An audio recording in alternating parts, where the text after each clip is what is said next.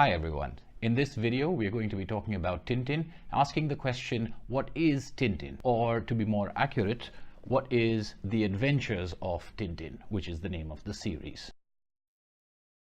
Very simply, Tintin is a Belgian comic series created by Georges Remy, known as Hergé. It started being published in 1929 and ran until 1976. All the adventures of Tintin were originally serialized before being collected in volumes, often being collected in volumes as soon as the serialization finished and as the next story started. There were 23 complete Tintin stories published over 47 years.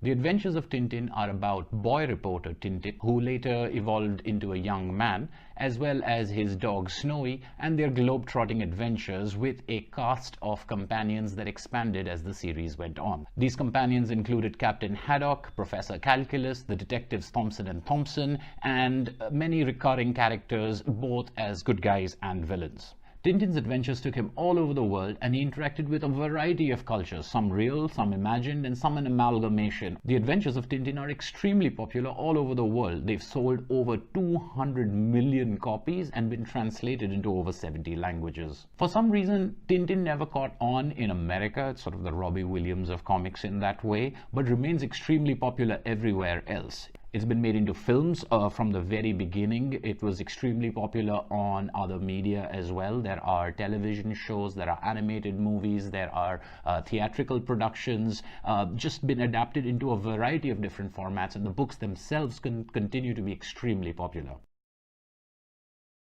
Georges Remy, the creator of Tintin, actually modeled him on himself and other scout leaders he knew, so it's not at all inaccurate to call Tintin a Boy Scout. After a bit of a questionable start with Tintin in the Congo and Tintin in the land of the Soviets and Tintin in America as well, Tintin quickly evolved into a very upstanding, heroic, moral figure, displaying some of the best and most humanistic qualities in all of the stories and in all of the characters in these books. He became a poster child for ethical, compassionate behavior and acceptance of all kinds of cultures and all kinds of peoples across the world. After the first few Tintin stories, Hergé moved away from overtly political stances or agendas and focused more on adventure and humanism, and the quandaries that Tintin and his friends were put in were often very simple good versus evil, good versus bad type of situations. There was, however, some gentle social commentary and some views on the world that did come through in the Tintin books, whether or not Tintin was at the forefront of the action. Perhaps most memorable in the Tintin adventures is Hergé's art style. Hergé is credited with inventing the ligne claire, pardon my French, style, which means clear line. The weight is distributed evenly with no varying thicknesses in all of the line art, and along with the flat, no shading, bold colors used, it presents a very pleasant and appealing and accessible world to readers. The Adventures of Tintin also quickly developed a style of having very realistic, architecturally and mechanically perfect backgrounds with more cartoonish and abstracted human figures in the foreground. Along with the clear lines and the colors and the depiction of the foreground and the background as being separate from each other, this established itself as a very imitated and a very influential look, and even today a look that many people associate with European comics or Euro comics. That speaks to the popularity of Hergé's style because of the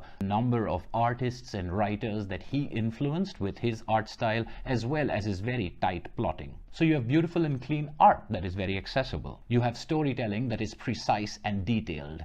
The worlds are fully and richly imagined. There is a gentle presence of the supernatural or the paranormal or the science fictional in the world of Tintin, but they really operate on the periphery of stories. They come into play maybe at the climax, and most of the storytelling and most of the adventures are largely realistic and set in a realistic world.